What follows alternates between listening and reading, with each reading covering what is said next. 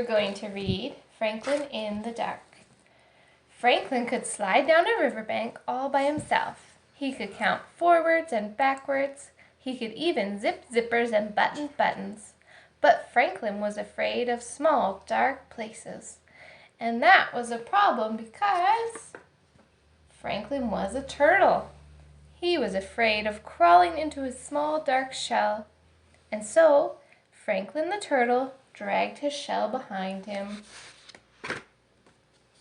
Every night, Franklin's mother would take a flashlight and shine it into his shell. "See," she would say, "there's nothing to be afraid of." She always said that. She wasn't afraid of anything.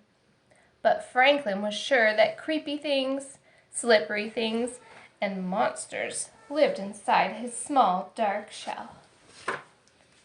So Franklin went looking for help. He walked until he met a duck. "Excuse me, duck. I'm afraid of small, dark places, and I can't crawl inside my shell. Can you help me?" "Maybe," quacked the duck. "You see, I'm afraid of very deep water. Sometimes, when nobody is watching, I wear my water wings. Would my water wings help you?" "No," said Franklin.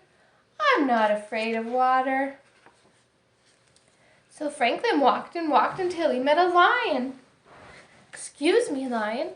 I'm afraid of small, dark places, and I can't crawl inside my shell. Can you help me?" "Maybe," roared the lion. "You see, I'm afraid of great loud noises. Sometimes, when nobody is looking, I wear my earmuffs. Would my earmuffs help you?" "No," said Franklin. "I'm not afraid of great loud noises." So Franklin walked and walked and walked until he met a bird. "Excuse me, bird. I'm afraid of small, dark places, and I can't crawl inside my shell. Can you help me?" "Maybe," chirped the bird. "I'm afraid of flying so high that I get dizzy and fall to the ground. Sometimes, when nobody is looking, I pull my parachute. Would my parachute help you?" "No," said Franklin. "I'm not afraid of flying high and getting dizzy." So Franklin walked and walked and walked and walked until he met a polar bear. "Excuse me, polar bear. I'm afraid of small, dark places, and I can't crawl inside my shell. Can you help me?"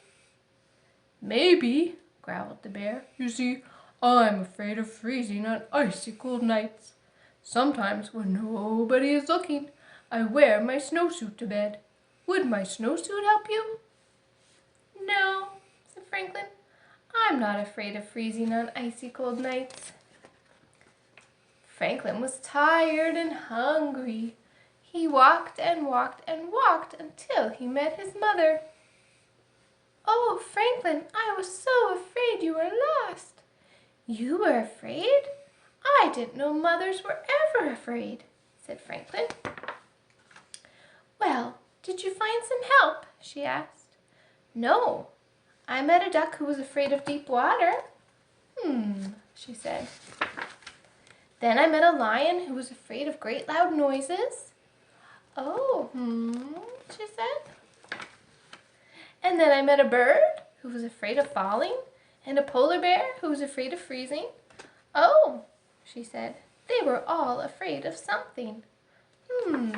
Said Franklin. It was getting late. Franklin was very tired and very hungry. They walked and walked until they were home. Franklin's mother gave him a cold supper and a warm hug. And then she sent him off to bed. "Good night, dear," she said.